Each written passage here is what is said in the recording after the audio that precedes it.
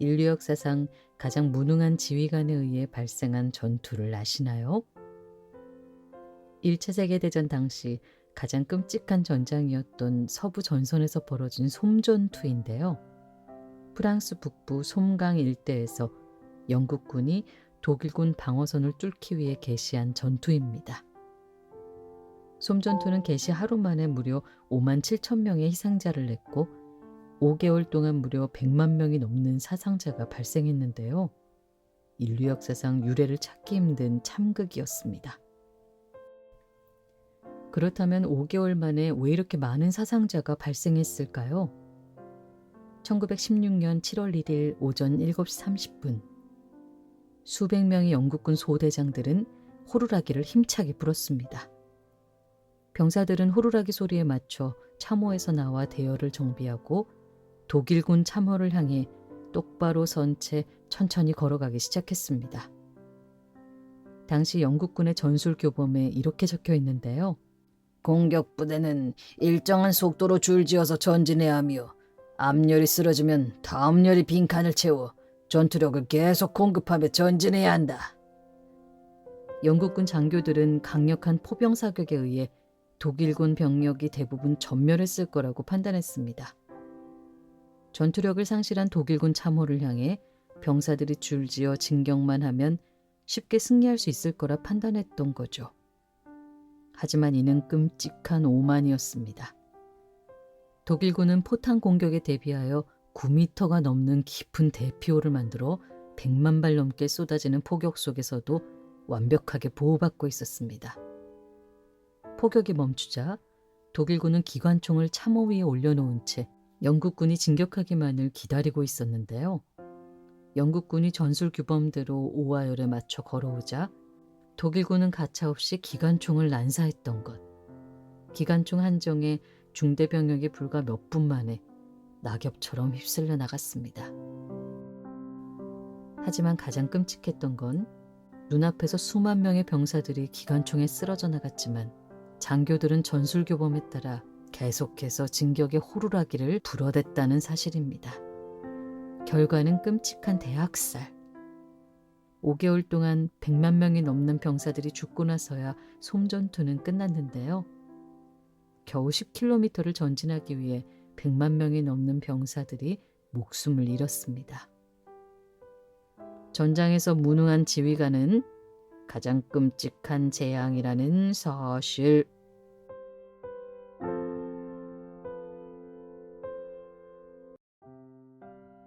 (7월 2일) 오늘은 한국 가톨릭교회 최초의 추기경이자 대한민국 현대사의 정신적 지주였던 김수환 추기경님의 생일입니다. 1922년 대구의 가난한 가톨릭 집안에서 8남매 중 막내로 태어난 그는 일본 조치대학과 가톨릭 대학을 거쳐 독일 민스터 대학에서 사회학을 공부하며 인간의 존엄성과 가톨릭의 사회적 역할에 대해 연구하였습니다. 1968년 대주교로 임명되어 서울 대교구장이 되었고 이듬해 1969년 교황 바오로 6세에 의해 한국 최초이자 당시 47의 나이로 세계 최연소 추기경으로 서임되었습니다. 이후 30년간 한국 가톨릭 교회를 이끌고 종교의 영역을 넘어 사회의 정신적 기둥 역할을 하다가 2009년 2월 16일 선종하였습니다.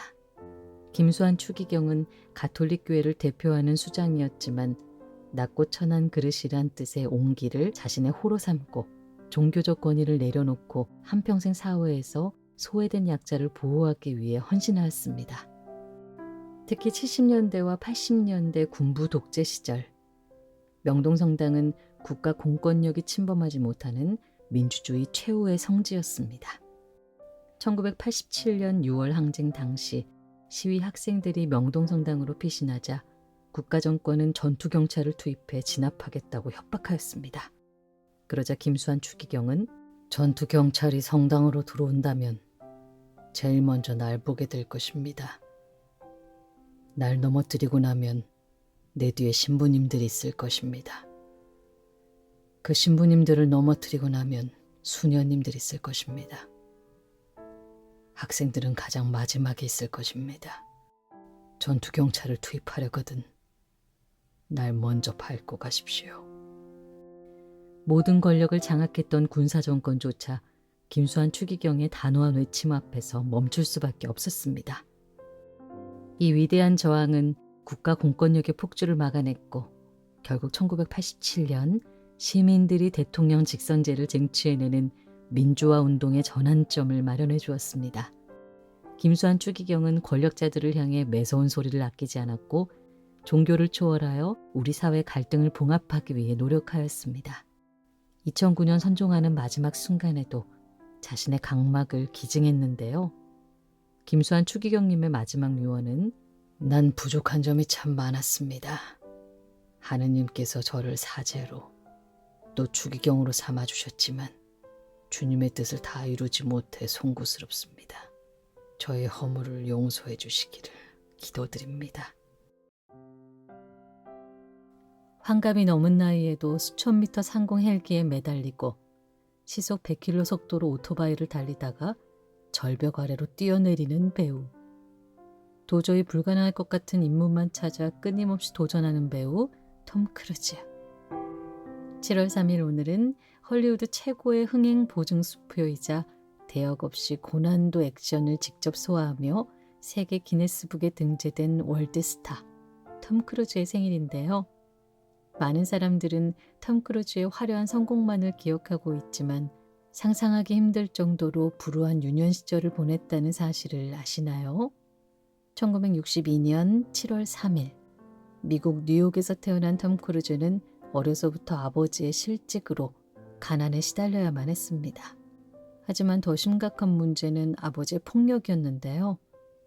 톰의 아버지는 기분이 나쁘면 자식들을 무차별적으로 때렸다고 합니다. 가정폭력과 가난에 시달리며 유년 시절 학교를 무려 15번이나 옮겨 다녀야만 했습니다. 난 항상 학교에서 새로운 학생이었어요. 학교를 옮길 때마다 나도 모르는 이상한 소문들과 추측들이 따라다녔죠. 난 항상 보통 아이들과는 다른 아이였고 당연히 그 어떤 파티에도 초대받지 못했습니다. 내가 울고 있으면 엄마는 차갑게 충고해줬어요. 톰, 정신 차려야 해. 이게 바로 세상이야. 그래요. 내가 처음 배운 건 세상이 차갑고 가혹하다는 사실이었어요. 13살에 아버지가 가출하며 직접 돈을 벌어야 했던 톰은 이웃집 잔디를 깎고 눈을 치우고 신문 배달 일을 하는 등 돈 벌 수 있는 일은 닥치는 대로 하며 지냈습니다. 고교 시절 레슬링 선수로도 활동했는데요. 심각한 무릎 부상을 당하면서 운동을 그만둬야만 했습니다. 상실감에 빠진 톰에게 학교 선생님이 새롭게 제안한 건 교내 연극반 활동. 학교에서 공연하는 뮤지컬 아가씨와 건달들에서 주인공 역할을 따내며 연기 활동을 시작했는데요. 하지만 치명적인 문제가 있었습니다. 글자를 읽지 못하는 심각한 난독증 환자였던 것. 하지만 톰은 포기하지 않고 어머니와 누나들에게 대본을 소리내어 읽어달라고 부탁한 뒤 녹음해서 귀가 닳도록 반복하며 대사를 외웠다는 사실. 훗날 배우로 성공한 톰은 난 사람들이 안 된다고 말하는 것에 가슴이 뜁니다. 내 인생의 한계는 내가 결정하니까요. 우리는 살아가면서 세상이 부여한 수많은 평판을 신경 쓰며 살아가는데요. 가족, 학교, 직장, 친구 등 수많은 관계 속에서 누군가가 던진 부정적인 평가가 우리 가슴에 새겨질 때 수치심에 갇혀 고개를 숙이고 숨어버리곤 합니다. 하지만 170년 전 사회가 찍은 낙인을 거부하고 주체적인 삶을 통해 낙인을 훈장으로 바꿔버린 위대한 문학작품이 있습니다. 바로 나다니엘 호손의 소설 좋은 글씨. 7월 4일 오늘은 19세기 미국 문학을 대표하는 소설가 나다니엘 호손의 생일인데요. 소설 좋은 글씨를 통해 당시 미국 사회를 지배하던 종교적 도덕주의의 위선과 폭력성을 냉철하게 고발했습니다. 소설 속 주인공 헤스터 프리는 간통을 저질렀다는 이유로 간통을 뜻하는 단어 어덜트리의 첫 글자 알파벳 A를 주홍 글씨로 가슴에 새긴 채 평생 죄인으로 살아야만 하는 잔인한 형벌을 받습니다. 하지만 그녀는 사회가 찍어 누른 낙인대로 살아가는 것을 거부합니다. 마을 한가운데서 당당하게 홀로 아이를 키우며 주체적인 삶을 개척해 나갑니다. 인간성 넘치는 그녀의 한결같은 태도는 얼어붙어 있던 마을 사람들을 점차 감동시키고 마침내 사람들은 그녀 가슴에 찍힌 A를 간통이 아닌 천사 엔젤의 약자로 바꿔 부르기 시작합니다. 세상에 낙인 찍어버린 주홍 글씨를 주체적인 삶의 행동과 태도를 통해 존경의 상징으로 뒤집어버린 것입니다. 주홍 글씨는 인간 심리와 죄의식을 심층적으로 해부한 최초의 현대 심리소설이라는 평가를 받는데요. 엄격한 도덕주의가 가진 위선을 폭로하고 사회가 낙인 찍어버린 차가운 편견도 우리가 살아가는 동안 언제든지 극복할 수 있다는 무한한 가능성을 보여주었습니다. 우리는 과연 세상에 그어놓은 수많은 기준과 타인의 차가운 시선이 만든 낙인 앞에서 얼마나 자유로울 수 있을까요? 오늘도 세상은 끊임없이 우리를 스펙과 평판이란 데이터를 들이밀며 우리 존재를 함부로 규정하고 통제하려 듭니다. 하지만 소설 주홍 글씨가 보여주듯 세상이 설령 우리에게 부정적인 낙인을 찍을지라도 낙인의 흔적을 수치로 남겨둘 것인지 아니면 위대한 삶의 흔적으로 바꿔낼지는 언제나 우리 자신의 선택에 달려있다는 사실.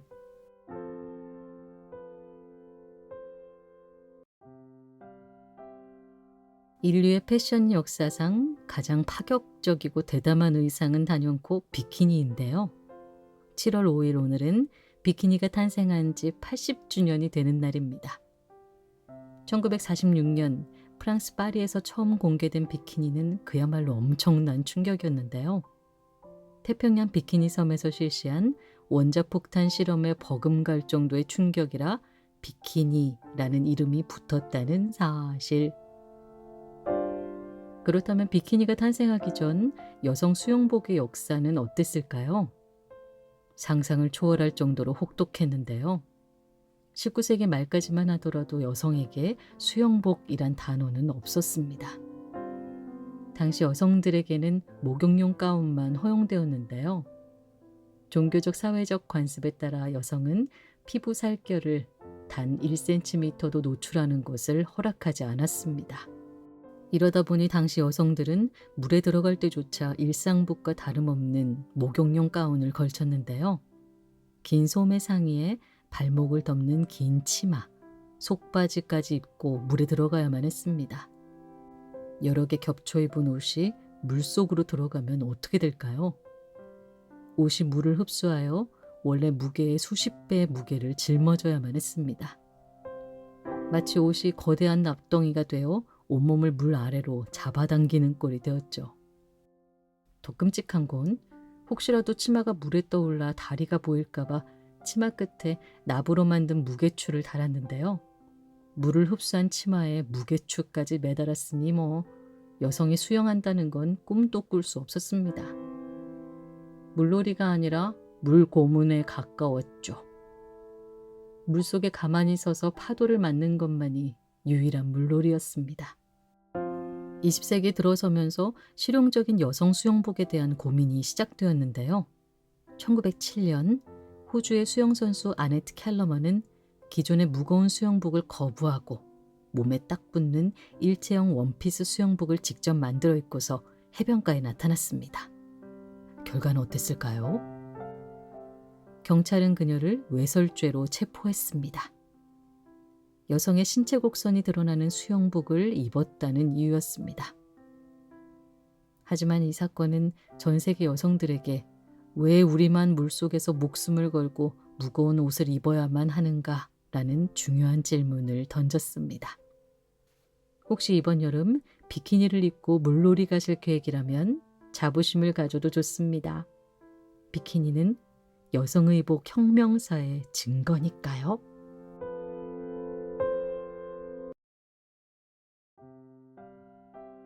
20세기 영화의 전설 알프레드 히치콕 감독은 서스펜스 걸작 영화들을 여러 편 남겼는데요. 그 중에서도 가장 유명한 대표작을 꼽으라면 영화 사이코를 들 수 있습니다. 영화 사이코에는 지금까지도 수많은 영화 팬들 사이에서 회자되는 충격적인 명장면이 등장하죠. 바로 샤워실에서 비명을 지르며 무참하게 살해당하는 장면. 7월 6일 오늘은 그 유명한 샤워씬의 주인공이자 헐리우드 원조 호러퀸으로 불리는 배우 자넷 리의 생일인데요. 영화에서는 무력한 피해자였지만 현실 속 그녀의 인생은 그 누구보다 독립심이 넘치고 단단했습니다. 1927년 캘리포니아의 가난한 노동자의 집안에서 태어난 자넷 리는 경제 대공황의 여파로 부모님이 직장을 구하지 못해 청소년 시절부터 돈을 벌어야만 했는데요. 캘리포니아 북부에 있는 스키장에서 일했습니다. 그러던 어느 겨울날 그녀의 운명을 통째로 바꾼 기적 같은 사건이 발생하는데요. 당시 헐리우드의 전설적인 배우 노마 슈어러가 스키장으로 휴가차 방문한 것. 자넷 리의 청순한 매력에 반한 슈어러는 그녀의 사진을 챙겨 헐리우드 최대 제작사였던 MGM에 자넷 리의 사진을 보냈습니다.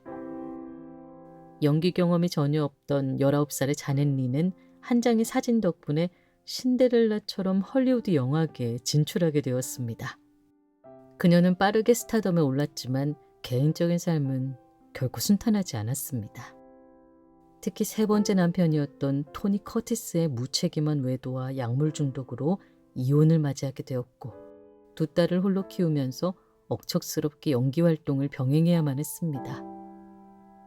하지만 그녀는 절대로 주저앉지 않았는데요. 밤낮으로 대본을 외우며 영화와 TV를 가리지 않고 출연했고 전 남편의 지원 없이도 두 딸을 당당하게 키워냈습니다. 재밌는 건 자넷 리가 억척스럽게 키운 두 번째 딸이 바로 배우 제이미 리 커티스인데요.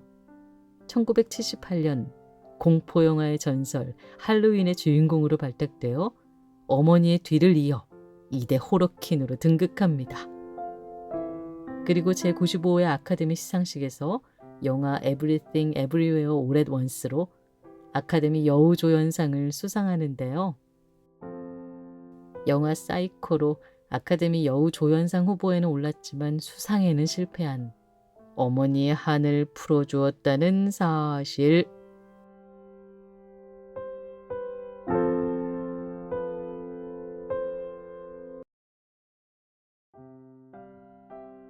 박찬욱 감독의 영화 헤어질 결심을 기억하시나요? 영화 속 주인공은 절망적인 운명 앞에 무너지며 나는 완전히 붕괴되었어요 라고 고백하는데요. 그 순간 주인공의 비극적 심정을 온전하게 체감하게 하는 음악이 흐릅니다. 바로 구스타프 말러의 교향곡 5번 사악장 아다지에토. 말러의 교향곡은 박찬욱 감독뿐만 아니라 루치노 비스콘티의 베네치아에서의 죽음, 토드 필드의 타르 등 세계적인 영화거장들이 인간이 절망인 감정을 표현할 때 어김없이 소환하곤 합니다. 7월 7일 오늘은 영화 감독들이 가장 사랑하는 클래식 작곡가이자 절망하는 인간의 심리를 음악으로 승화시킨 거장, 구스타프 말러가 탄생한 지 166주년이 되는 날입니다. 1860년 가난한 유대인 가정에서 태어난 말러는 불우한 유년 시절이라는 단어로는 담아낼 수 없을 정도로 잔혹한 나날의 연속이었습니다. 술집을 운영하던 아버지는 틈만 나면 어머니와 아이들을 폭행했고 어머니는 평생 14명의 자녀를 낳았으나 그중 절반이 넘는 8명의 아이들이 죽음을 맞이하는 것을 지켜봐야만 했습니다. 어린 말러는 자신도 형제들처럼 갑작스런 죽음을 맞이할지 모른다는 공포를 안고 자랐는데요. 사랑하는 남동생 에른스트가 오랜 투병 끝에 사망했을 때는 동생의 차가운 시신 곁에서 몇 시간 동안 피아노를 치며 눈물을 삼켰습니다.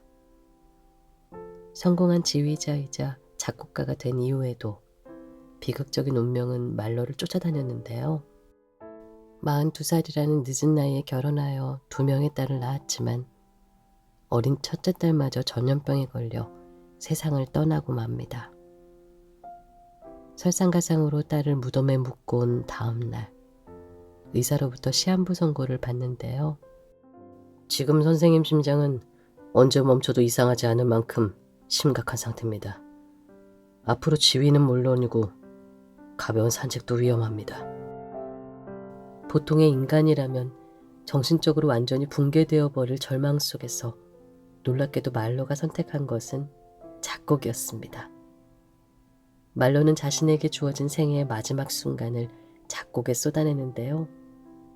이 시기에 탄생한 곡이 바로 말로의 교향곡 9번입니다. 말로의 교향곡 9번이 깊은 감동을 주는 건 먼저 떠나보낸 첫째 딸에 대한 그리움과 다가오는 자신의 죽음을 예감하며 작곡했기 때문이란 사실. 1867년 7월 8일, 독일에서 태어난 그녀는 12살 때부터 미술을 배우기 시작했고 파나의 매력에 빠졌습니다. 24살의 의사와 결혼한 그녀는 남편의 병원을 찾아오는 노동자들의 참혹한 현실을 목격하며 억압받는 노동자들의 분노와 슬픔을 파나로 담아내기 시작합니다. 1914년 8월 제1차 세계대전이 터지면서 유럽은 전쟁의 광기에 휩싸였는데요. 독일은 애국주의 열풍이 들끓었습니다. 기성세대들은 청년들에게 조국이 너희를 부른다. 낙엽이 지기 전에 전쟁은 우리의 승리로 끝날 것이다. 자원 입대하여 영웅이 될 수 있는 기회를 잡아라. 전쟁에 참전하는 청년들은 영웅이고 입대를 거부하면 겁쟁이로 낙인 찍어버렸습니다. 이제 막 18살이 된 그녀의 아들 페터도 전쟁에 참전하려 했는데요. 미성년자였기에 입대를 하려면 부모의 동의를 받아야만 했습니다. 의사인 남편은 완강히 반대했는데요. 그녀의 생각은 달랐습니다. 아들의 결정을 존중해야 한다고 믿었고 결국 입대 동의서에 서명을 합니다. 하지만 그녀는 곧바로 자신의 결정을 후회하는데요. 전쟁에 참전한 지 불과 열흘 만에 아들은 싸늘한 시신이 되어 돌아왔습니다. 페터가 전쟁터로 떠나던 날, 난 아들의 입대를 조국을 향한 숭고한 헌신이라 믿으며 했었다. 하지만 그건 국가라는 거대한 세뇌기기가 만들어낸 환각이었다. 권력자들은 국가란 이름 뒤에 숨어 청년들의 순수한 용기를 소모하며 자신들의 야욕을 채웠다. 난 어머니로서 아들의 생명을 지켜내지 못하고 전쟁에 참전하는 동의서에 서명해버렸다. 나는 죽는 날까지 연필과 칼을 쥐고서 전쟁의 민낯을 폭로할 것이다. 하지만 그녀의 비극은 끝나지 않았는데요. 세월이 흘러 나치 독일이 정권을 잡고 2차 세계대전이 발발하자 죽은 아들 페터의 이름을 물려받은 손자마저 전쟁터에서 목숨을 잃고 맙니다. 전쟁은 악마의 소행이며 세계를 광기로 물들입니다. 괴테는 말했습니다. 씨앗들을 짓이겨서는 안 된다고. 이 문장은 내가 죽는 날까지 지켜야 할 명령입니다. 애국심을 증명해야 한다는 이유로 어린 청년들을 전쟁터로 내몰아 맷돌에 갈아버리는 이 미친 짓을 당장 멈춰야 합니다. 모든 전쟁은 또 다른 전쟁을 품고 있습니다. 전쟁은 또 다른 전쟁을 낳고 모든 것이 박살날 때까지 계속됩니다. 7월 9일 오늘은 현대미술의 거장 데이비드 호크니가 태어난 날인데요. 올해 6월 88세의 나이로 세상을 떠났지만 세상을 떠나기 직전까지 매일 그림을 그리며 수많은 이들에게 깊은 감동을 주었습니다. 1937년 영국의 평범한 노동자 집안에서 태어난 호크니는 16살에 브래드퍼드 미술학교에 입학해서 석고상 데생부터 인체 드로잉, 원근법 등 사실주의 기법으로 그림을 그리는 것을 매일 훈련하였습니다. 22살에는 영국에서 가장 권위 있는 예술교육기관인 런던 왕립예술대학에 입학하는데요. 당시 미술계의 트렌드는 미국에서 막 건너온 추상표현주의였습니다. 이제 그림에서 형태를 그리는 것은 구시대 낡은 스타일입니다. 추상적인 감정을 따라 선과 면을 이용해 자유롭게 그려야 합니다. 하지만 호크니는 동의하지 않는데요. 유행에 맞춰 추상화를 그려야 한다는 것 주장 자체가 웃기는 소리입니다. 인간의 눈으로 바라보는 세계를 아름답게 그리는 것이 뭐가 문제죠? 재밌는 건 당시 예술대학을 졸업하기 위해서는 논문을 제출해야 했는데요. 호크니는 여기에도 반기를 듭니다. 예술가는 오직 작품으로만 평가받아야 하지 않나요? 예술 작품이 아니라 왜 논문을 써서 증명해야 하나요? 졸업 논문 제출을 거부한 호크니. 호크니의 천재성을 아까워한 왕립예술대학은 무려 졸업 규칙을 수정하는데요. 역사상 최초로 졸업 논문 없이 왕립예술대학을 졸업합니다. 졸업 후 미국으로 이주한 호크니는 캘리포니아에 정착해서 당시 미술계의 추상화 유행에 아랑곳하지 않고 자신만의 스타일을 시도합니다. 대표작으로는 더 큰 첨벙 시리즈. 수영장 물속으로 뛰어들었지만 사람은 없고 마치 첨벙거리듯 시원하게 물이 튄 자국만 남아있는 장난스러운 그림을 봤다면 호크니의 작품입니다. 1990년 엘리자베스 2세 여왕은 호크니의 예술적 업적을 기리기 위해 영국 왕실의 가장 명예로운 훈장과 기사자귀를 내리려고 호크니를 초대하였습니다. 하지만 호크니는 난 훈장이나 기사자귀에는 관심이 없습니다.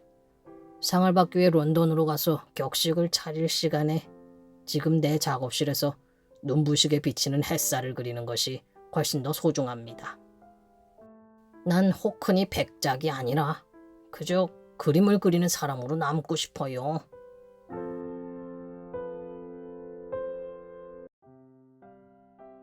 무선 기술이 완벽하게 적용된다면 지구는 하나의 거대한 두뇌로 변할 겁니다. 우리는 거리가 아무리 멀리 떨어져 있어도 서로 즉각적으로 연결될 것이며 주머니 속 들어가는 작은 기계 장치를 통해 서로의 얼굴을 보면서 목소리를 들으며 대화를 나눌 수 있게 될 겁니다. 인터넷과 스마트폰이 보급된 오늘날에는 너무 당연한 얘기지만 이 얘기를 한 시점이 무려 지금으로부터 100년 전인 1926년이라면 믿어지시나요? 7월 10일 오늘은 시대를 너무 빨리 앞서가는 바람에 무모한 공상가로 치부되었지만 인류에게 보다 나은 전류 시스템과 무선 통신 기술을 선물한 천재 과학자 니콜라 테슬라의 생일인데요. 놀랍게도 100년 전 오늘 인터넷과 스마트폰 시대를 예언했습니다. 1856년 7월 10일 크로아티아에서 태어난 테슬라는 어린 시절부터 천재성을 보였는데요. 종이에 도면을 그리지 않고도 머릿속으로 시뮬레이션에서 다양한 기계를 발명하는 능력을 지녔다고 합니다. 28의 나이에 단돈 4센트를 들고 미국 뉴욕으로 건너왔는데요. 토마스 에디슨의 회사에 입사하면서 본격적인 발명의 세계로 뛰어듭니다.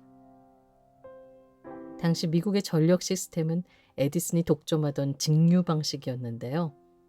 하지만 직류는 전기를 보급할 수 있는 거리가 짧고 전력 손실이 크다는 단점이 있었습니다.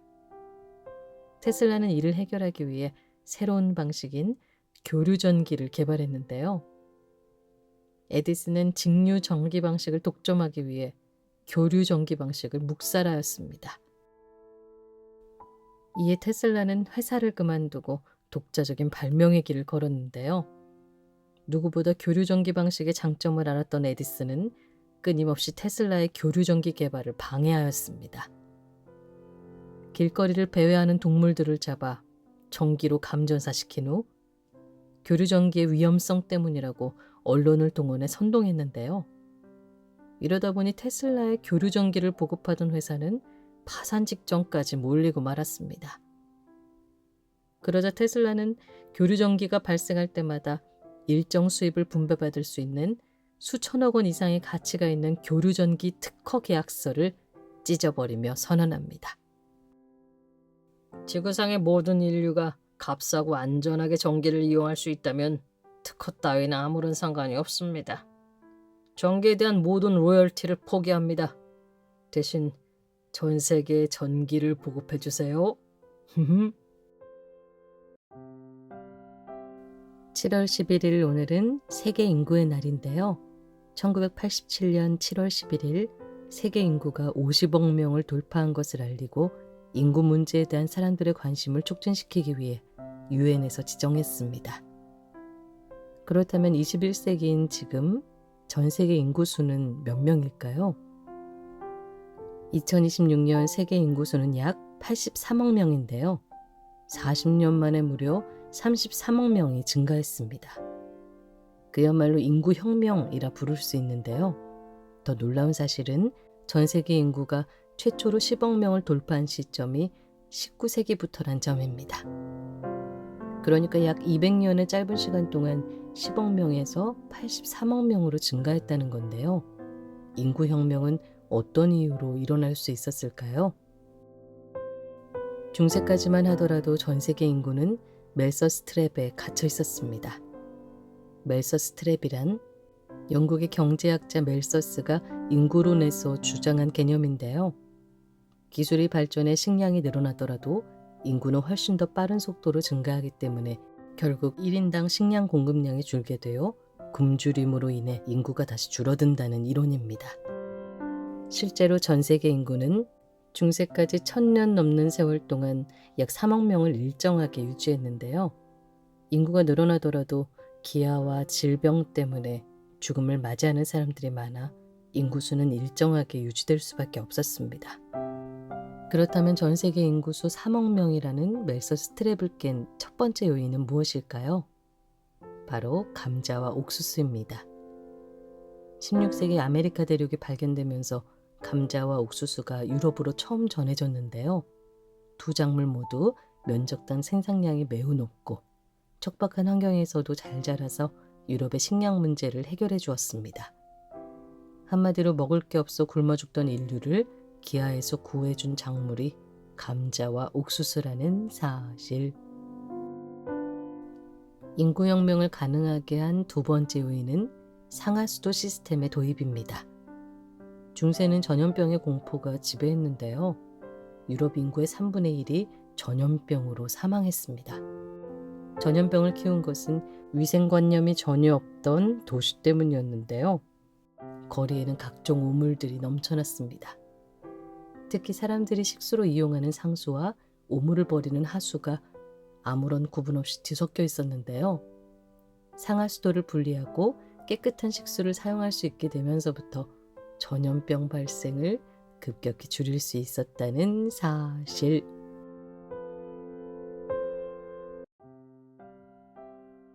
(7월 12일) 오늘은 유엔이 선포한 말랄라의 날인데요.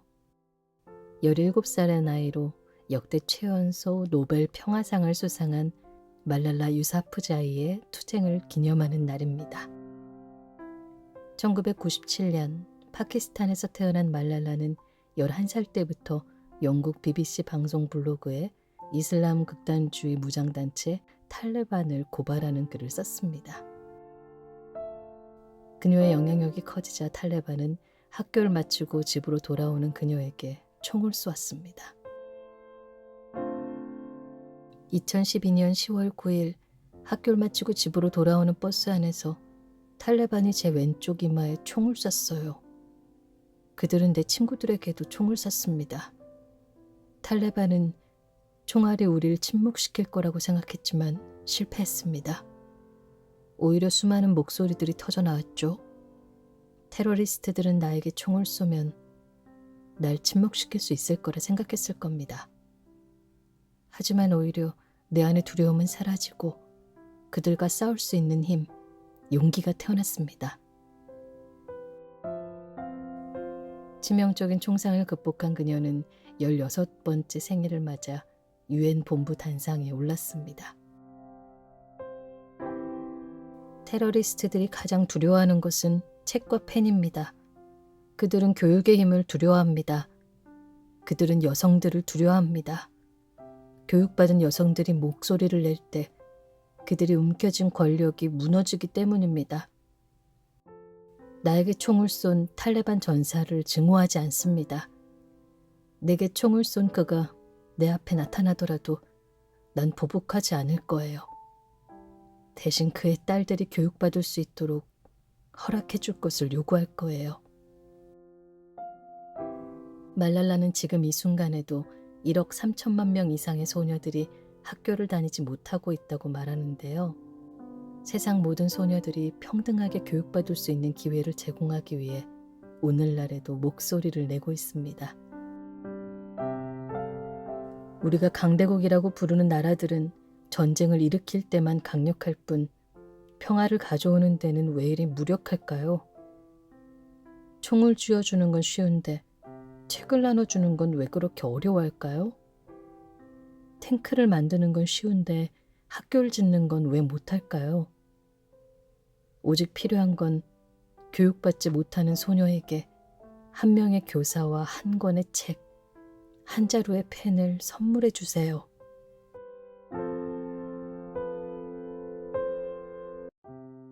(7월 13일) 오늘은 아프리카인이자 흑인 최초로 노벨 문학상을 수상한 나이지리아 문학의 거장 월레 소잉카의 생일인데요. 시인이자 소설가이며 극작가입니다. 소잉카는 1986년에 노벨 문학상을 수상했는데요. 노벨 문학상이 제정된 연도가 1901년이니 흑인 작가가 노벨 문학상을 받기까지 무려 85년이나 걸렸다는 사실. 나이지리아는 약 100년이라는 기나긴 세월 동안 영국의 식민지였는데요. 1960년에 독립하였습니다. 소잉카는 26살에 영국 유학을 마치고 해방된 조국으로 돌아왔는데요. 극단을 창단하고 연극을 올리며 나이지리아 민주화를 위한 작품들을 발표하기 시작했습니다. 나이지리아는 마침내 독립했지만 단지 권력자의 피부색만 바뀌었을 뿐입니다. 새로운 엘리트 계급들이 등장해 민중을 착취하고 있습니다. 독립이 되면 다 좋을 것이다 라는 장밋빛 환상을 걷어내고 권력자들이 모든 걸 집어삼키지 않도록 철저히 감시해야 합니다. 하지만 그의 우려는 현실이 되고 말았는데요. 1967년 나이지리아 내전이 발발하고 맙니다. 석유 자원이 풍부한 동부 지역이 독립을 선언하자 나이지리아 군사 독재 정권이 전쟁을 일으켰던 것. 소잉카는 전쟁을 막고 평화를 모색하기 위해 동부 지역의 반군 지도자를 만나 평화협상을 시도했는데요. 결국 군사 독재 정권에 체포되고 맙니다. 독재 정권은 소잉카의 지적 영향력을 무력화시키기 위해 재판도 없이 22개월 동안 빛조차 들지 않는 좁은 독방에 감금시켰는데요. 한 권의 책과 종이 한 장, 한 자루의 펜조차 허락하지 않았습니다. 생각하고 발언할 수 있는 모든 도구를 제거해 소잉카의 작가적 역량을 무력화시키려 했던 겁니다. 하지만 놀라운 건 소잉카는 지옥 같은 독방에서도 무너지지 않았는데요. 간수들의 눈을 피해 몰래 숨긴 화장실 휴지 조각에 시를 쓰기 시작합니다. 침묵하는 자는 죽은 자입니다. 부당한 권력의 폭압에 침묵하는 순간 인간의 존재는 소멸하고 맙니다. 감옥에서 쓴 그의 시들은 감옥에서 보낸 시로 출판되었는데요. 나이지리아의 끔찍한 독재 정권의 실상을 전 세계에 폭로하였습니다. 그렇게 소잉카는 작가란 신체를 구속하고 창작의 도구를 빼앗을지라도 의지만 있다면 문학적 목소리를 낼 수 있다는 것을 증명했다는 사실. 요즘 전 세계가 월드컵 열기로 뜨겁죠. 4년마다 찾아오는 월드컵은 스포츠 경쟁을 넘어 마치 국가의 운명을 걸고 싸우는 전쟁처럼 뜨겁게 타오르곤 합니다. 그야말로 총성 없는 전쟁이 따로 없는데요. 스포츠는 언제까지나 평화로운 경쟁으로 끝나야겠죠. 하지만 안타깝게도 월드컵 경기로 인해 포탄이 떨어지는 진짜 전쟁으로 돌변한 사건이 있었다는 사실을 아시나요? 7월 14일 오늘은 엘살바도르와 온두라스, 이웃한 두 나라가 월드컵 축구 경기 때문에 전쟁을 일으킨 지 57년 된 날인데요. 1969년 7월 14일 엘살바도르의 전투기가 온두라스를 폭격하면서 참혹한 전쟁이 발발했습니다. 이름하여 엘살바도르와 온두라스의 축구 전쟁. 당시 두 나라는 멕시코 월드컵 본선행 티켓을 차지하기 위해 격돌을 했는데요. 1차전은 온두라스가 1대0으로 승리했습니다.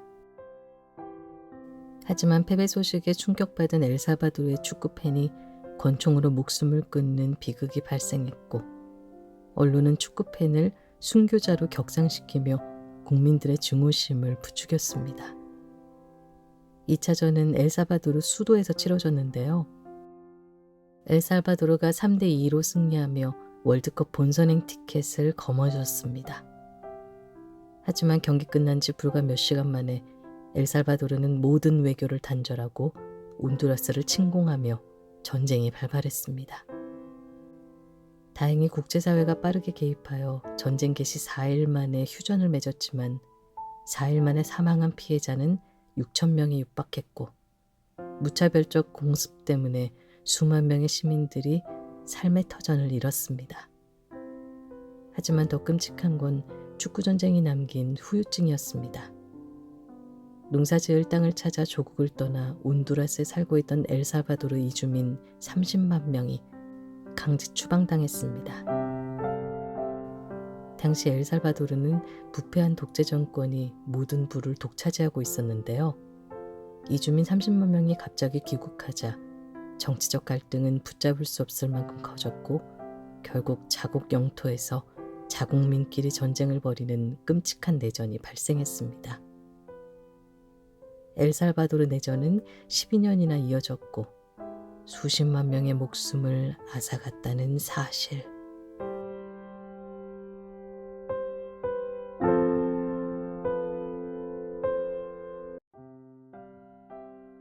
대한민국은 입시공화국이다 라는 말이 있을 정도로 입시 경쟁이 치열하죠. 최근에는 내신 성적 관리를 위해 고등학교 첫 시험을 치르고 성적이 나쁘면 자퇴하는 현상이 유행처럼 번지고 있다고 합니다. 매년 1만 명이 넘는 고등학생들이 전략적으로 자퇴하고 검정고시로 대학 입시를 준비한다고 하는데요. 이런 뉴스를 접할 때마다 선진국의 반열에 들어섰다는 대한민국이 교육 시스템만큼은 여전히 후진국 같다는 생각이 드네요. 비정상적으로 과열화된 교육 풍토는 사실 20세기 대한민국의 낡은 유산이라 할 수 있는데요. 1960년대 대한민국은 중학교에 입학하기 위해 초등학생마저 무한 경쟁하는 입시 지옥이었다는 사실. 당시에는 중학교에 들어가려면 국가공인 시험을 치러야만 했는데요. 특히 명문중학교에 들어가려면 단 한 문제만 틀려도 떨어지는 경우가 많았습니다. 1964년 서울시 중학교 입학시험에서 무줍 파동 사건이 터졌는데요. 자연과목 18번 문항에서 정답 논란이 발생했던 것. 당시 출제된 문제는 다음 중 엿을 만드는 과정에서 엿기름 대신 넣어도 좋은 것은 무엇인가? 출제자가 의도한 정답은 1번 디아스타제였습니다. 하지만 논란이 된 답이 하나 더 있었는데요. 4번 무즙. 이게 왜 논란이냐면 당시 초등학교 6학년 교과서에는 무즙에도 디아스타제 성분이 들어있다는 내용이 포함되어 있기 때문입니다. 시험 직후 무즙을 선택해 불합격 처리된 학부모들은 교육청으로 찾아가 항의했습니다. 교과서에 무즙에도 디아스타제 성분이 있다고 기록되어 있잖아요. 그럼 무즙도 정답이어야죠. 문제 출제 의도는 엿을 만들기 위한 순수한 화학 성분을 아느냐는 겁니다. 무즙은 정답으로 인정할 수 없습니다. 교육청이 오류를 인정하지 않자 화가 난 학부모들은 가마솥과 물을 대량으로 구입했습니다. 그리고 물을 갈아서 직접 엿을 만들었는데요. 서울시 교육청 앞으로 엿을 잔뜩 들고 쳐들어갔습니다. 이게 바로 물을 갈아서 만든 엿이에요. 엉터리 교육청, 엿이나 드세요. 무즙 엿 먹어라. 결국 사건은 재판으로까지 이어졌는데요. 이듬해인 1965년 5월이 되어서야 무즙을 선택한 학생들의 불합격을 취소한다는 판결이 났습니다. 무즙으로 엿을 만들어 항의한 학부모들 덕분에 결국 1969년 7월 15일 대한민국 중학교 입시 시험이 전면 폐지되었다는 사실. 7월 16일 오늘은 유럽 최초의 종이화폐 크레딧 노트가 탄생한 날인데요. 세계 최초의 지폐는 10세기 때 중국에서 사용되었다는 기록이 있습니다. 유럽인들은 종이화폐에 대한 개념이 없었는데요. 13세기 동방견문록을 집필한 마르코 폴로는 지폐 사용을 처음 본 충격을 이렇게 기록하였습니다. 중국에는 뽕나무 안쪽 껍질을 얇게 벗겨 종이처럼 만든다. 다양한 크기의 직사각형으로 자른 뒤 황제의 옥새를 찍어 돈으로 유통한다. 이 보잘것없는 종이 조각들은 금과 은이나 똑같은 가치를 지니는데 황제가 지배하는 모든 영토에서 널리 유통된다. 만약 종이화폐를 거부할 경우 사형에 처한다. 하지만 13세기 유럽인들은 마르코 폴로의 얘기를 믿지 않았습니다. 뭐? 얇은 나무 껍질 따위로 만든 종이 쪼가리가 황금 같은 가치가 있다고? 말 같지도 않은 허풍을 떨고 있어. 종이화폐 사용이 알려진 지 400년이 지난 어느 날 유럽 최대의 구리 생산국 스웨덴은 구리판 하나로 화폐를 만들어 유통했는데요. 문제는 무게였습니다. 가로 30, 세로 60cm였던 구리판 화폐는 무게가 무려 20kg에 달했는데요. 비싼 물건을 사려면 마차에 구리판 하나를 가득 싣고 호의를 받으며 이동해야만 했습니다. 이러다 보니 호의를 받으며 이동하는 마차는 돈이 실려있다는 걸 알리는 꼴이 되었고 도적들의 표적이 되어 강탈당하는 사건이 자주 발생했습니다. 이 문제를 해결한 이는 젊은 은행원이었습니다. 무거운 구립 하나를 들고 다니지 말고 은행에 맡기세요. 구립 하나가 은행에 안전하게 보관된 걸 보증하는 종이 보증서를 발행해 주겠습니다. 이 보증서를 금화나 은화처럼 사용하십시오. 이것이 바로 유럽 최초의 종이화폐 크레딧 노트. 반응은 폭발적이었습니다. 크레딧 노트는 누구에게나 양도가 가능했고 은행에 가져오면 지폐에 기록된 액수만큼 은화와 금화로 교환해 주었습니다. 재밌는 건 유럽 최초의 지폐를 개발한 혁신가의 최후가 불행했다는 사실인데요. 은행원이었던 그는 사람들이 지폐의 편리함에 익숙해지고부터 은행에 보관되어 있는 무거운 구리화폐를 찾지 않는다는 사실을 발견합니다. 탐욕에 눈이 먼 그는 은행에 돈이 없는데 마구잡이로 지폐를 만들어 뿌렸는데요. 결국 감옥에서 비참한 최후를 맞았다는 사실.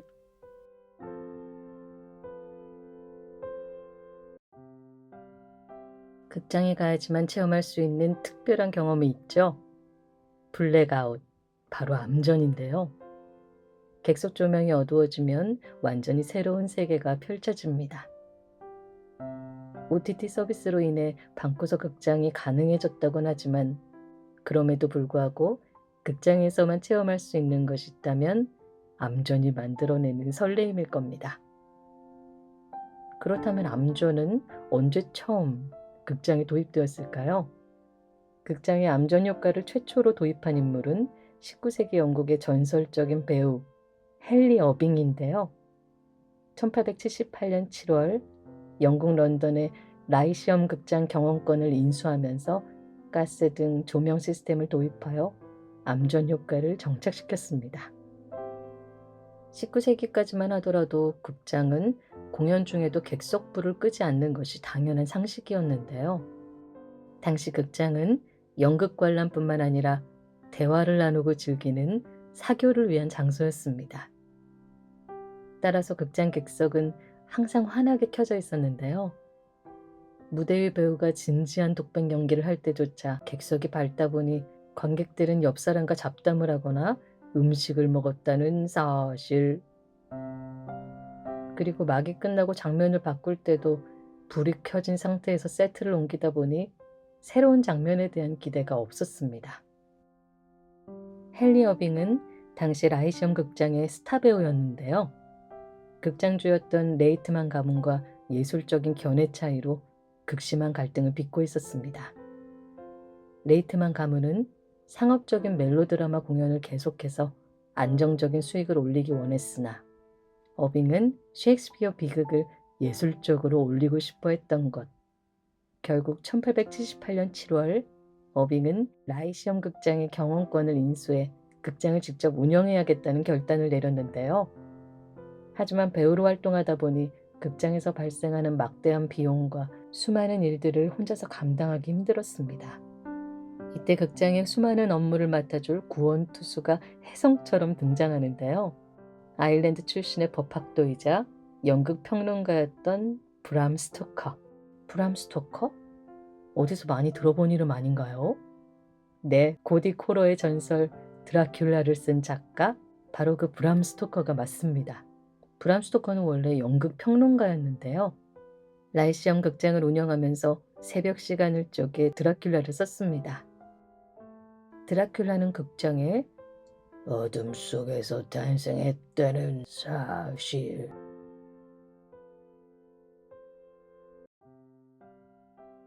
지금 내 처지가 이 모양인데 무엇을 더 시작할 수 있겠어? 혹시 나를 둘러싼 차가운 환경과 한계 때문에 스스로 마음의 벽을 쌓아두고 계시진 않은가요? 지금으로부터 60년 전 손가락 하나 움직일 수 없는 절망적인 고통을 뚫고 거대한 우주의 비밀을 밝혀낸 위대한 거인이 있습니다. 20세기를 대표하는 지식인이자 세계적인 이론 물리학자 스티븐 호킹. 우리는 그의 휠체어에 앉아 기계음으로 말하는 중증 장애가 있는 과학자로 기억하지만 21살 이전의 그는 승마와 조정을 즐길 만큼 누구보다 활동적이고 건강한 청년이었습니다. 그렇기 때문에 21살 때 예고 없이 찾아온 루게릭병은 그를 단숨에 절망의 구렁텅이로 떨어뜨렸습니다. 현재로선 치료가 불가능한 루게릭병입니다. 앞으로 남은 수명은 길어야 2년이니 학업을 멈추고 요양원으로 가십시오. 의사로부터 시한부 인생 선고를 받은 스티븐 호킹은 깊은 우울증에 빠져 매일 밤 술에 의지한 채 방 안에만 틀어박혀 지냈습니다. 하지만 절망에 빠진 그의 손을 잡아준 이가 있었는데요. 그의 연인이자 약혼녀였던 제인 와일드였습니다. 포기하지 마, 스티븐. 학위를 마치고 너가 하고 싶어하는 우주 연구를 계속해. 사랑하는 연인의 외침 덕분에 호킹은 절망에서 다시 일어섭니다. 온몸의 근육이 마비되어 연필조차 쥘 수 없게 되었지만 수백 줄에 달하는 복잡한 우주방정식과 물리학 공식을 통째로 암기하고 암산으로만 풀어내는 훈련을 하였습니다. 그리고 폐렴 수술로 목소리마저 완전히 잃게 되었지만 뺨 근육의 미세한 떨림을 인식하는 특수 컴퓨터 장치를 이식해서 세상과 소통하는 것을 멈추지 않았습니다. 육체적 장애는 나를 제한하지 못합니다. 내 의지가 살아있는 한 내 생각은 언제든지 우주 끝까지 자유롭게 여행할 수 있기 때문입니다. 결국 1964년 7월 18일 우주가 팽창하는 특이점을 수학으로 완벽히 입증하는 박사학위 논문을 제출하고 우주의 미스터리, 블랙홀의 비밀을 풀어내며 위대한 우주 물리학자로 우뚝 섰다는 사실.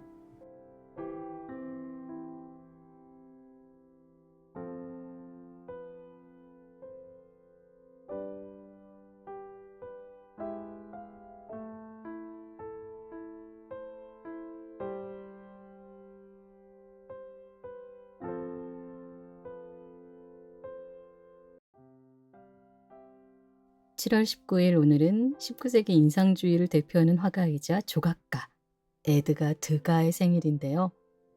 드가 하면 떠오르는 그림은 단연코 발레리나를 그린 작품들일 겁니다. 드가는 평생 동안 2000여 점의 작품을 남겼는데요. 그중 무려 1500점이 발레리나를 그린 작품이란 사실. 드가의 발레 그림은 화려한 무대 위의 이미지뿐만 아니라 발레 연습실과 극장 대기실에서의 발레리나들을 마치 스냅 사진처럼 생생하게 남겼는데요. 역사상 발레를 가장 사랑한 예술가라 해도 과언이 아닐 것입니다. 하지만 드가의 아름다운 발레리나 그림 속에는 당시 파리 오페라 극장의 추악한 성착취를 고발하는 서늘한 비밀이 숨겨져 있다는 사실을 아시나요? 19세기 후반 프랑스 파리의 오페라 극장이 발행하는 거액의 연간 회원권을 구매한 이들을 아보네라고 불렀는데요. 아보네는 단순히 예술 후원자를 넘어 당대 프랑스 정치 사교계를 지배했던 절대 특권층이었습니다. 아보네는 파리 오페라 극장의 1등 전용석은 물론 무대 뒤 발레리나들의 대기실을 아무런 제한 없이 드나들 수 있는 출입권을 가졌는데요.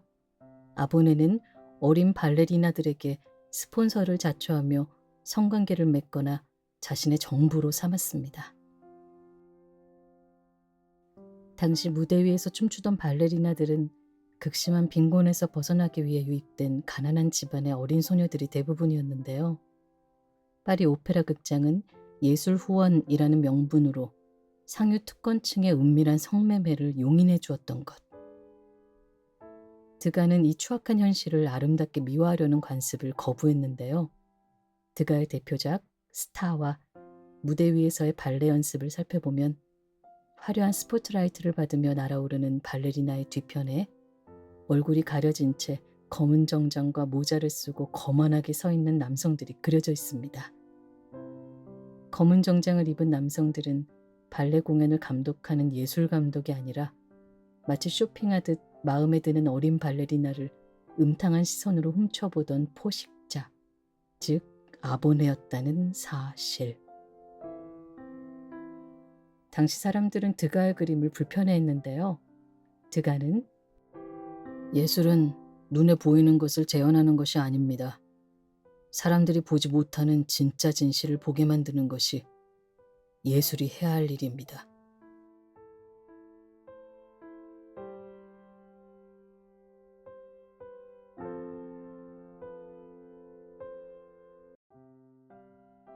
아침에 마시는 신선한 우유 한 잔, 매일 식탁에 올라오는 따뜻한 쌀밥과 탐스러운 과일, 오늘날 공기처럼 당연하게 누리는 식탁의 풍요로움은 현대 유전학의 발견 덕분이라고 할 수 있는데요.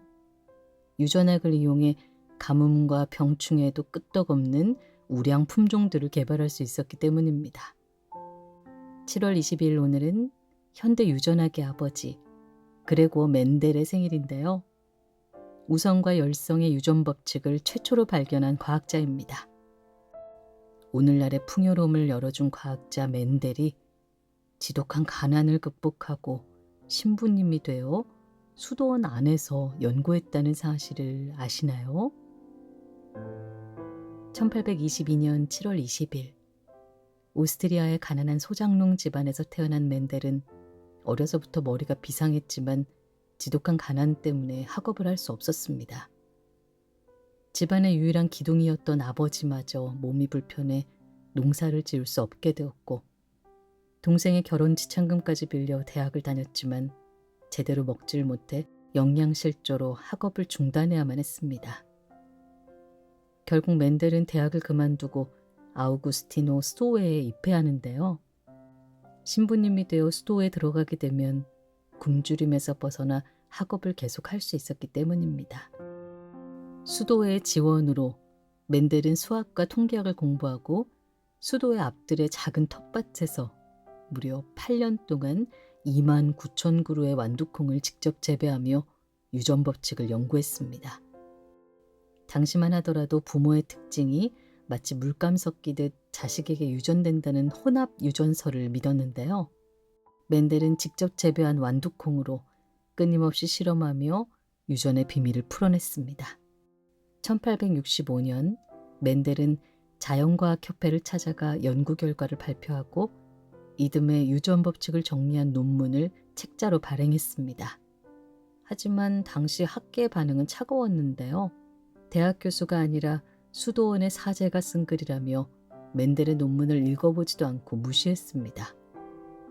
결국 멘델의 연구는 사람들의 기억 속에서 잊혀졌는데요.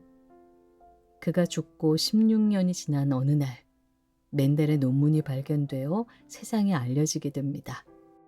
하지만 진짜 놀라운 건 멘델은 이 모든 순간을 이미 예언하고 있었는데요. 내가 연구했던 시간과 고통이 헛되지 않았음을 압니다. 편견이 아무리 완고할지라도 언젠가 반드시 내 연구가 쓰이는 시대가 올 것입니다.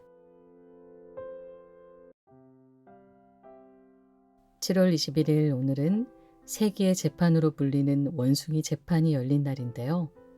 미국 테네시주에서 고등학교 교사인 스콥스가 진화론을 학교에서 가르치지 말라는 법을 어겼다는 이유로 재판에 기소되었습니다. 1920년대 미국은 급격한 산업화와 변화 때문에 사회적 혼란을 겪었는데요. 변화에 대한 반발로 기독교 근본주의 운동이 일어났습니다. 기독교 근본주의란 성경에 있는 문장을 단어 하나 고치지 말고 문자 그대로 무조건 지켜야 한다는 운동인데요. 과학 이론들과 끊임없이 충돌하였습니다. 기독교 근본주의자들은 특히 찰스 다윈의 진화론을 성경의 창조론을 위협한다고 판단하고 학교에서 진화론을 가르치는 것을 금지하는 버틀러법을 통과시켰습니다. 미국 시민자유연맹은 버틀러법이 헌법이 보장하는 표현과 사상의 자유를 침해한다고 보고 위헌성을 알리기 위한 법정 투쟁을 시작하였습니다. 재밌는 건 피고인이 고발당한 것이 아니라 광고를 내고 모집했다는 점인데요. 당시 24살의 교사였던 존 스콥스가 지원하였습니다.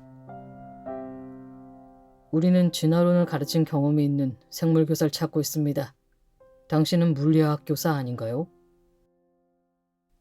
생물교사가 잠시 다른 지역으로 출장 갔거든요. 그래서 잠깐이지만 학교에서 생물을 가르치고 있습니다. 그렇다면 학생들에게 다윈의 진화론을 가르친 적이 있나요? 물론이죠. 진화론은 과학 교과서에 실려 있으니까요. 그렇다면 당신은 법을 위반했군요. 우리가 당신을 변호해 줄 테니 당신을 신고해도 되겠습니까? 과학 지식을 자유롭게 가르칠 수 있는 세상을 위해서라면 기꺼이 피고인이 되겠습니다. 날 신고해 주세요.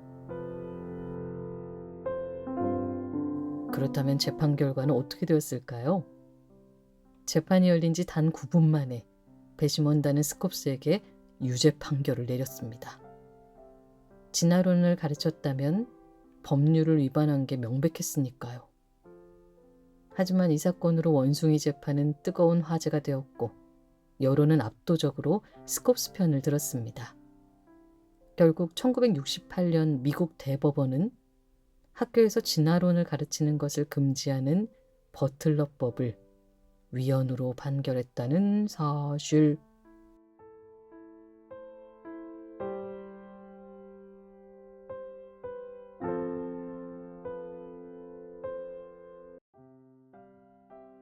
여러분, 조각작품 하면 어떤 이미지가 가장 떠오르시나요?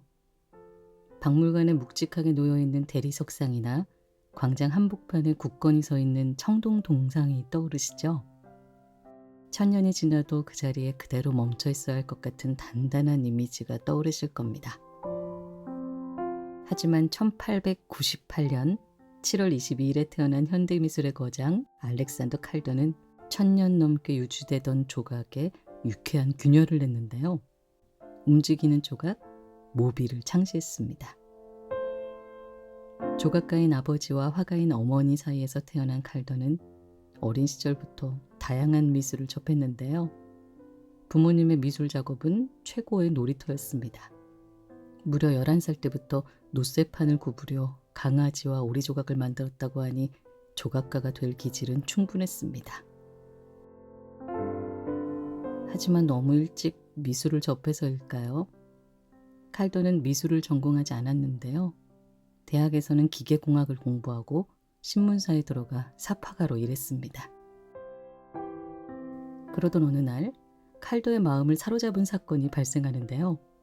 서커스 공연의 매력에 빠진 것.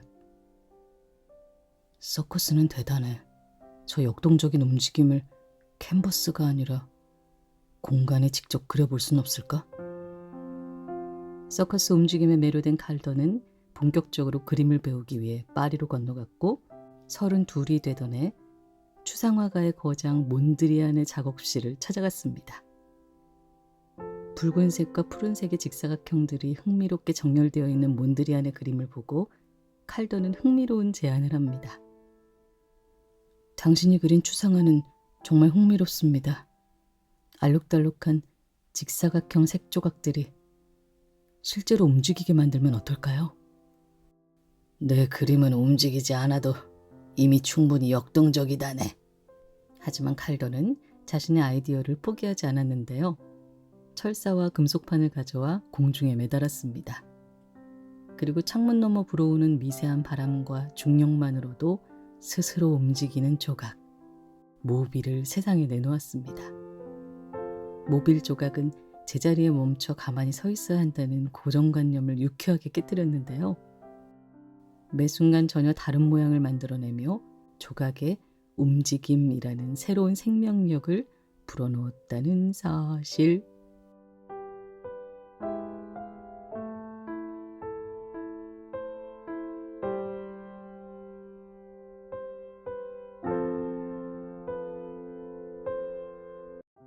수많은 왕들의 이야기 중에서도 단연 연민을 일으키는 왕이 있는데요. 단종입니다. 7월 23일 오늘은 조선의 6번째 왕 단종의 생일인데요. 조선 왕조 500년 역사에서 가장 애통하게 죽은 왕으로 기록되어 있습니다. 어머니 현덕왕후는 단종이 태어나자마자 산후병으로 세상을 떠났고 단단한 버팀목이 되어줘야 할 할머니 소원왕후마저 단종이 6살일 때 세상을 떠났습니다. 단종의 할아버지인 세종대왕은 무려 31년간이나 조선을 통치한 성왕이었지만 단종이 10살 때 승하하였습니다. 세종의 뒤를 이어 왕위를 계승한 단종의 아버지 문종은 왕위에 오른 지 겨우 2년 만에 지병으로 세상을 떠나고 말았습니다. 결국 할아버지와 할머니, 아버지와 어머니 없이 12살에 천의 고아가 되어버린 단종. 하지만 슬퍼할 겨를도 없이 불과 12살의 나이에 왕위에 오릅니다. 조선왕조 6번째 왕이자 최초의 소년왕이었던 단종. 단종이 왕위에 올랐을 때 큰아버지였던 수양대군은 영의정을 지내고 있었는데요. 조정의 모든 주요 관직과 군사권을 독점하면서 사실상 단종은 이름만 왕인 허수아비 신세였습니다. 결국 왕위에 오른 지 1년 만에 수양대군이 일으킨 계유정난으로 왕위를 넘겨주고 단종은 상왕이 되고 맙니다. 상왕이란 왕이 살아있을 때 아들이나 후계자에게 왕위를 넘겨준 왕을 부르는 호칭인데요. 왕보다 높은 왕이라는 뜻을 지니고 있습니다. 하지만 큰아버지에게 왕위를 빼앗기고 강제로 상왕이 되었던 단종은 이름만 상왕이었지 이제는 조선왕조의 7번째 왕이 된 큰아버지 세조의 감시 속에서 창덕궁 구석에 갇혀 지내는 죄수와 다름없는 신세였습니다. 그렇다면 어린 왕 단종을 지키려는 왕가의 어른들은 정말 아무도 없었을까요? 있었습니다. 셋째 삼촌이었던 안평대군과 6번째 삼촌이었던 금성대군, 그러니까 수양대군의 형제들이었는데요. 놀랍게도 이들은 아버지 세종대왕과 어머니 소원왕후 사이에서 태어난 친형제들이었다는 사실. 안평대군과 금성대군 모두 어린 단종을 지키려다 수양대군이 내린 사약을 먹고 목숨을 잃었습니다. 단종을 왕으로 복위시키려는 움직임이 계속되자 결국 단종은 강원도 영월로 유배당하는데요. 단종의 마지막 시간을 담은 영화가 바로 왕과 사는 남자라는 사실. 상품 보호를 위해 제작한 포스터도 예술이 될 수 있을까요? 물론입니다. 오늘날 카페나 레스토랑에 가면 근사한 영화 포스터들이 걸려있는 걸 쉽게 볼 수 있는데요. 영화를 홍보하려는 목적보다 포스터 디자인 그 자체가 예술적으로 아름다워서 걸어두는 거죠. 그렇다면 길거리 광고 포스터는 언제부터 예술의 영역으로 인정받기 시작했을까요? 7월 24일 오늘은 거리의 공연 포스터를 예술의 영역으로 승화시킨 전설적인 화가 알폰스 무아의 생일인데요. 1860년 오늘 체코에서 태어났습니다. 무아의 어릴 적 꿈은 성악가였는데요. 뛰어난 미성으로 성가대에서 활약했지만 갑자기 찾아온 변성기는 성악가의 꿈을 한순간에 앗아가 버립니다. 하지만 그는 절망하지 않고 화가의 꿈을 안고 미술 아카데미에 지원합니다. 자네는 미술에 재능이 없으니 다른 직업을 알아보게. 하지만 무아는 화가의 꿈을 안고 비엔나로 향했는데요. 극장 무대 배경을 그리는 회사에 취직합니다. 낮에는 거대한 무대 배경 그림을 그리고 밤에는 드로잉 수업을 들으며 독학으로 그림을 공부하는데요. 하지만 이마저도 오래가지 못합니다. 극장에 대형 화재가 발생하는 바람에 하루아침에 거리로 쫓겨나고 만 것. 결국 시골 마을을 돌아다니며 초상화를 그려주고 생계를 이어갔는데요. 그러던 어느 날 그의 그림 재능을 알아본 백작의 후원으로 파리로 유학 갈 수 있게 되었습니다. 하지만 백작의 사정이 나빠지며 후원이 갑자기 중단되고 아무도 의지할 곳 없이 파리에 홀로 남겨지게 됩니다. 결국 잡지에 광고 그림을 그리며 겨우 생계를 이어가는데요. 1894년 크리스마스 이브에 기적이 찾아옵니다. 모두 떠나버린 연말 휴가 기간, 프랑스 최고의 배우인 베르나르의 연극 포스터를 긴급 제작해야 하는 요청이 들어온 것. 무아가 밤을 새워 완성한 연극 포스터는 새해 아침부터 파리의 거리에 도배가 됩니다. 새해 아침, 파리 시민들은 한 번도 본 적 없는 아름다운 포스터에 엄청난 충격을 받는데요. 너도 할 것 없이 벽에 붙은 포스터를 떼어가기 바빴습니다. 단 하룻밤 사이 거리의 공연 포스터가 파리 시민들이 탐내는 예술 작품이 되어버렸다는 사실.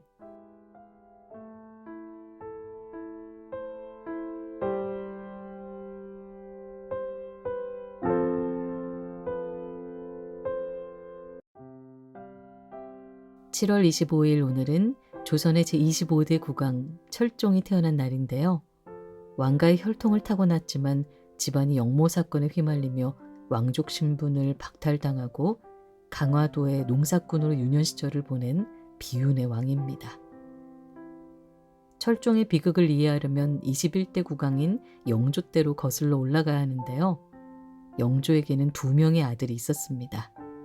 첫째인 장남 효장세자는 9살에 갑작스런 병으로 죽었고 둘째가 바로 뒤주에 갇혀 죽은 사도세자입니다. 사도세자에게는 5명의 아들이 있었는데요. 장남이었던 의소세자는 겨우 2살에 세상을 떠났습니다. 둘째가 바로 22대 조선의 국왕 정조인데요. 즉위 후 10년 가까이 왕실의 대를 이을 후사가 없는 것이 큰 고민이었습니다. 당시 왕실의 절대적인 권력을 누리던 권신 홍구경은 권력을 영구히 유지하기 위해 자신의 누이 동생 원빈 홍씨를 정조의 첫 번째 후궁으로 입궐시키는데요. 입궐한 지 겨우 1년 만에 세상을 떠나고 맙니다. 권력을 놓치기 싫었던 홍구경은 무리수를 두는데요. 정조의 이복 동생이자 사도세자의 또 다른 아들이었던 은원군의 아들 이담을 죽은 원빈 홍씨의 양자로 삼아 왕실에 입적시켰습니다. 정조는 내키지 않았지만 왕실을 이을 후사가 없었기에 이담을 궁에 그대로 두었는데요. 운명의 장난인지 정조와 의빈성씨 사이에 그토록 바라던 문효세자가 뒤늦게 태어납니다. 하지만 안타깝게도 문효세자는 불과 5살의 나이에 요절하고 마는데요. 불행은 여기서 끝나지 않았습니다. 문효세자의 죽음 이후 불과 몇 달 만에 궁궐 구석에 숨죽여 살던 이담마저 갑작스런 의문사를 당하고 곧이어 충격적인 영모 혐의가 밝혀지는데요. 문효세자가 죽은 뒤 상계군 이담을 국왕으로 추대하려 한 영모 세력이 있다. 격분한 정조는 주모자들을 대대적으로 처형했는데요. 안타깝게도 영모에 직접 가담하진 않았지만 혈연 관계로 얽힌 은원군의 가문도 무사할 수 없었습니다. 조정 대신들은 은원군을 사형에 처하라고 상소를 올리고 정조는 차마 이복 동생을 죽이지 못해 강화도로 유배 보냈습니다. 은원군의 자손이 바로 강화도에 숨어서 농사짓다가 하루아침에 조선의 왕이 된 강화도령, 철종이란 사실.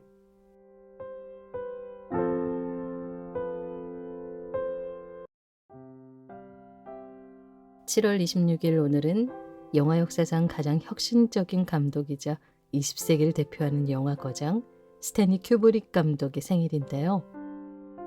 큐브릭이 영화 장르다라는 평가를 들을 정도로 불멸의 걸작들을 남겼습니다.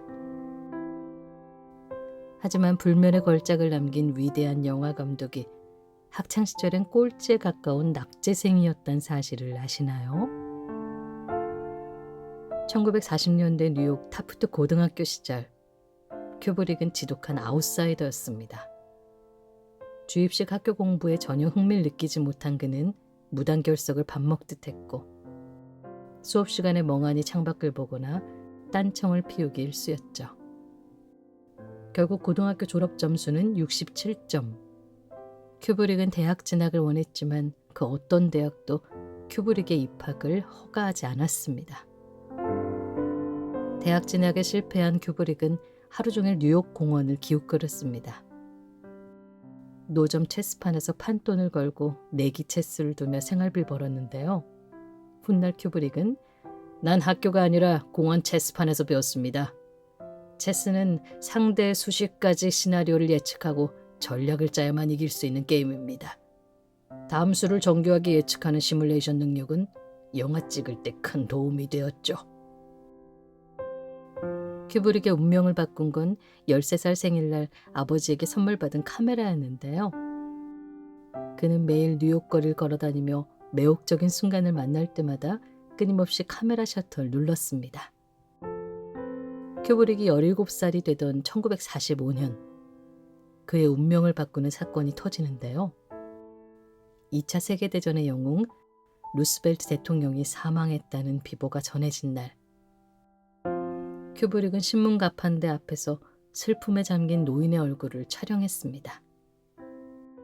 이 한 장의 사진은 당대 최고의 잡지였던 룩 매거진의 편집장을 사로잡았습니다. 룩 매거진은 67점을 받은 낙제생 큐브릭에게 최연소 사진기사 자리를 제안했는데요. 큐브릭은 5년간 사진기사로 일하며 이미지에 대한 기초를 완벽히 다질 수 있었습니다. 훗날 큐브릭은 사진기사로 일하면서 쉬는 날엔 영화관에 틀어박혀 수백 편의 영화를 반복해서 보았다고 고백하는데요. 영화학교를 가지 않았지만 카메라로 세상을 찍는 법을 익히면서 20세기를 대표하는 전설적인 영화 감독으로 성장했다는 사실.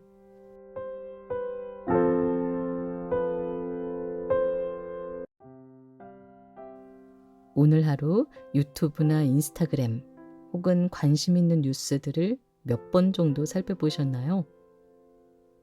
버튼 한 번만 누르면 지구 반대편의 소식들이 0.1초 만에 펼쳐지는 놀라운 세상이죠. 그런데 혹시 이 수많은 데이터들이 어떤 경로를 통해 우리에게 오는지 생각해 보신 적 있으신가요? 우리는 흔히 인터넷이나 스마트폰을 사용할 때 인공위성을 타고 무선으로 데이터가 전송된다고 생각하기 쉽습니다. 하지만 놀랍게도 세상의 거의 모든 데이터들은 유선으로 전송되고 있는데요. 바닷속에 깔린 해저 케이블을 통해 전송되고 있다는 사실. 인공위성이 담당하고 있는 무선 데이터량은 고작 1% 정도밖에 되지 않습니다. 위성은 해저 케이블에 비해 대화토 전송 속도가 느리고 압도적으로 비싸기 때문입니다.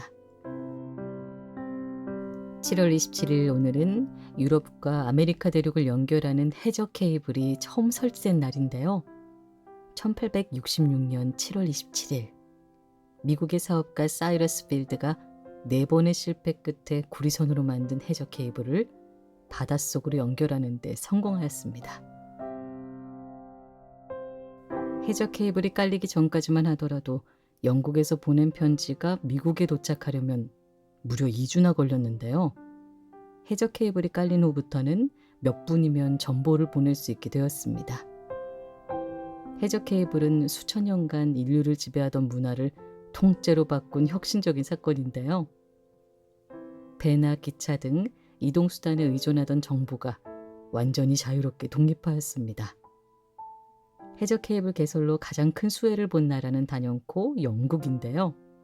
19세기 말 전 세계 해저 케이블망의 70% 이상을 영국 정부가 독점했기 때문입니다. 영국은 전 세계에 광범위하게 펼쳐진 식민지를 해저 케이블로 연결하여 실시간으로 통치할 수 있었고, 식민지로부터 걷어들이는 막대한 자원과 정보력을 바탕으로 세계 최대의 강대국으로 성장할 수 있었습니다. 오늘날 전 세계에 깔린 해저 케이블은 600개, 총 길이만 무려 150만 킬로미터인데요. 지구를 37바퀴 감을 수 있는 엄청난 길입니다. 재밌는 건 지금 이 순간에도 전 세계 곳곳에서 해저 케이블이 깔리고 있는데요. AI 시대를 맞아 데이터 사용량이 폭증하게 되어 더 많은 해저 케이블이 필요하다는 사실.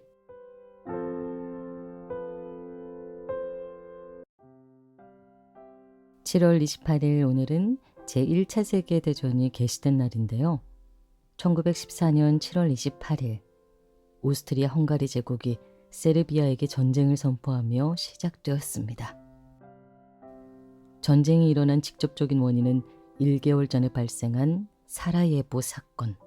오스트리아 헝가리 제국의 황태자 부부가 보스니아의 수도 사라예보를 방문했다가 세르비아계 청년에게 암살당합니다. 범인은 놀랍게도 당시 19살이었던 가브릴로 프린치프. 체구가 작다는 이유로 군입대마저 거부당한 청년이었습니다. 그렇다면 오스트리아 헝가리 제국의 선전포고는 어쩌다 세계대전으로 확산되었을까요? 사실 선전포고 다음 날 이틀간 진행된 포격에서 세르비아군의 피해는 거의 없었습니다. 오스트리아는 지상군을 움직이지 않은 데다가 세르비아 역시 병력을 남쪽으로 대피시켰기 때문입니다. 문제는 주변 동맹국들의 참전이었습니다. 가장 먼저 참전한 국가는 러시아였는데요. 같은 슬라브족이자 정교의 국가인 세르비아를 보호한다는 명분으로 참전합니다. 하지만 진짜 이유는 발칸반도에서 정치외교 영향력을 유지하고 지중해로 진출할 수 있는 거점을 차지하기 위해서였습니다. 러시아가 군대 총동원령을 선포하자 다음날 독일이 러시아에게 선전포고를 하는데요. 동맹국 오스트리아 헝가리 제국을 지킨다는 명분으로 참전했지만 진짜 이유는 산업화 이후 빠르게 군사력을 키워가던 러시아를 더 커지기 전에 미리 꺾어놓겠다는 계산이었습니다.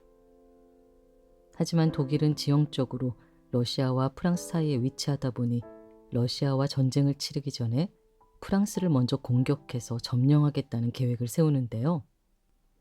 프랑스로 가는 공격로를 확보하기 위해 중립국인 벨기에를 침공합니다. 독일이 벨기에를 침공하자 영국이 참전합니다. 영국은 독일이 중립국을 공격했다는 명분으로 참전했지만 진짜 목적은 급격히 성장하는 독일을 견제하기 위해서였습니다. 독일은 유럽 강대국 중에서 가장 늦게 통일된 나라였는데요. 1871년 통일 이후 폭발적인 산업혁명으로 유럽 최대의 강대국으로 급부상했기 때문입니다. 결국 19 청년이 쏜 2발의 총성으로 시작된 전쟁은 불과 일주일 만에 러시아, 독일, 프랑스, 영국이 참전하며 제1차 세계대전으로 변질되고 마는데요. 4년간 지속된 지옥같은 전쟁에서 발생한 사상자는 무려 4천만 명이 넘는다는 사실. 7월 29일 오늘은 조선의 23대 국왕 순조가 태어난 날인데요. 1800년 정조가 갑자기 세상을 떠나는 바람에 11살이라는 어린 나이에 즉위하였습니다. 순조는 조선왕조 500년 역사에 두 번째로 어린 나이에 왕위에 오른 인물인데요. 가장 어린 나이에 즉위한 왕은 순조의 손자인 헌종, 8살에 즉위하였습니다. 조선의 왕 이름은 모두 조나 종이 붙는데요. 우리가 알고 있는 왕들의 이름은 왕이 죽고 나서 왕의 공적을 따져 이름을 붙입니다. 조공, 종덕, 공이 있는 왕에게는 조, 덕이 있는 왕에게는 종으로 이름 붙인다는 뜻인데요. 나라를 세우거나 커다란 국난을 극복한 왕은 이름 끝에 조를 붙이고 나라를 잘 다스린 왕에게는 이름 끝에 종을 붙였습니다. 그럼 순조는 조로 이름이 끝나니 커다란 국난을 극복한 훌륭한 왕이었을까요? 안타깝게도 오히려 정반대였습니다. 어린 나이에 즉위하는 바람에 증조 할머니였던 정순왕후가 4년간 대신 통치했고 정순왕후가 물러나자마자 안동김씨 가문의 딸을 왕비로 맞아 본격적인 세도 정치 시대가 열렸습니다. 순조의 재위 기간 동안 왕의 사돈이었던 안동김씨 가문은 조정의 모든 권력을 장악했고 그 결과 순조는 조선의 내리막길로 접어들게 한 힘없는 왕으로 기록되어 있습니다. 그렇다면 세도 정치의 그늘 아래 무기력했던 왕이 어떻게 순조라는 거창한 이름을 달게 되었을까요? 1834년 순조가 세상을 떠났을 때 처음 내려진 이름은 순조가 아니라 순종이었는데요. 하지만 1857년 철종 때 순종은 느닷없이 순조로 격상되었습니다. 당시 왕이었던 철종은 19살까지 강화도에서 농사만 짓던 몰락한 왕족이었는데요. 안동김씨 가문이 권력을 유지하기 위해 왕으로 세운 인물이었습니다. 이런 이유로 왕실의 정통성을 높이기 위한 특단의 조치가 필요했는데요. 철종을 순종을 계승한 양자로 드리고 순종의 묘효를 순조로 격상시켰던 것. 더 놀라운 사실은 조선의 국왕 23대 순조, 24대 헌종, 25대 철종으로 왕위가 이어지는 동안 왕비는 순원왕후, 효연왕후, 철인왕후로 이어졌는데요. 왕들의 혈통은 달랐지만 왕비들은 모두 안동김씨 가문의 딸들이었습니다. 안동김씨 가문이 왕실의 권력을 움켜쥐고 세도 정치를 한 세월이 무려 60년에 달한다는 사실. 지금으로부터 500년 전 16세기까지만 하더라도 예술가는 지금과 같은 대우를 받지 못했는데요. 화가와 건축가를 예술가로 인정하지 않고 단순히 손재주가 좋은 기술자로만 여겼기 때문입니다. 7월 30일 오늘은 르네상스를 대표하는 화가이자 건축가 조르조 바사리의 생일인데요. 단순히 기술자로만 여겨지던 화가와 조각가들을 천재 예술가의 반열에 올려놓은 주인공입니다. 역사상 최초로 미술사를 기록한 르네상스 미술가 평전을 완성했기 때문입니다. 1550년에 바사리가 완성한 르네상스 미술가 평전은 중세의 시작으로부터 동시대에 활동한 예술가까지 200명이 넘는 예술가들을 직접 찾아다니며 기록한 역작인데요. 페이지 수만 무려 4,000페이지에 달한다는 사실. 바사리는 르네상스를 대표하는 거장 미켈란젤로의 제자였는데요. 피렌체 우피치 미술관을 직접 설계할 정도로 뛰어난 화가이자 건축가였습니다. 하지만 바사리는 고대 그리스 로마 시대의 위대한 예술작품조차 세월의 흐름 속에 흔적도 없이 사라지는 것을 보며 안타까워합니다. 찬란했던 고대 그리스 로마 예술작품조차 세월 속에서 사라지는구나. 기록하지 않으면 우리 시대에 꽃피운 위대한 작품들도 언젠간 잊혀지고 말겠지. 내 스승과 동료들의 위대한 예술이 사라지지 않도록 내가 직접 기록하겠어. 오늘날처럼 인터넷도 도서관도 없던 16세기에 200명이 넘는 예술가의 일대기를 기록하는 건 목숨을 건 도전이었습니다. 바사리는 무려 10년이 넘는 세월 동안 마차에 몸을 싣고 이탈리아 전역을 돌며 수백 명의 작가들을 직접 만나 인터뷰하고 자료를 수집했습니다. 이렇게 해서 탄생한 세 개의 역작이 조르조 바사리의 르네상스 미술가 평전.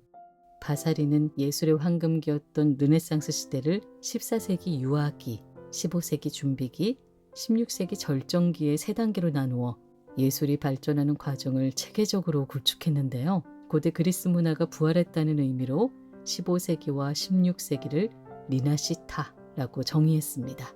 바사리가 정의한 이탈리아어 리나시타가 프랑스로 건너가 르네상스란 단어로 번역되었다는 사실. 조르조 바사리의 르네상스 미술가 평전은 칭찬하는 데 인색했던 거장 미켈란젤로마저 감동시켰는데요. 자네가 그린 그림도 훌륭하지만 자네는 펜으로 죽어있던 예술가들에게 영원한 생명을 불어넣어 주었네. 조르조 바사리의 르네상스 미술가 평전은 불멸의 고전으로 남아 오늘날까지 읽혀지고 있다는 사실. 1억 년 전 빙하에 갇혀 떠내려왔다가 서울 도봉구 쌍문동에 불시착한 초록색 공룡. 호잇 호잇 뚫리는 초능력 내 친구. 다들 기억하시죠? 한국 대중문화의 영원한 아이콘 아기 공룡 둘리. 7월 31일 오늘은 둘리에게 생명을 불어넣은 둘리 아빠 만화가 김수정 화백의 생일인데요. 아기 공룡 둘리가 세상에 나오기까지는 엄청난 시련이 있었다는 사실을 아시나요? 경남 진주의 가난한 집안에서 태어난 김수정 화백은 원고지 살 돈이 없어 버려진 폐지를 모아 그림을 그릴 정도로 형편이 어려웠습니다. 가난 때문에 대학마저 중단하고 차비가 없어 길거리에서 노숙을 하기도 했는데요. 당시 한국 사회에서 만화가라는 직업은 그야말로 배고픔의 대명사였습니다. 만화를 그릴 바에는 집에서 당장 나가라는 말을 당연하게 내뱉던 시대였죠. 하지만 그보다 더 큰 시련이 있었으니 바로 1970년대와 80년대를 지배했던 혹독한 검열. 당시 정부는 만화를 도박이나 마약 같은 강력범죄와 동급으로 묶어버리면서 매년 5월 어린이날을 전후로 길거리에서 만화를 불태우는 화형식을 거행했습니다. 이러다 보니 대부분의 어른들은 만화를 아이들의 학업을 방해하는 백해무익한 존재로 여겼습니다. 만화가를 공공의 적처럼 취급하던 시절, 만화는 출판하기 전 무지막지한 검열을 통과해야만 했습니다.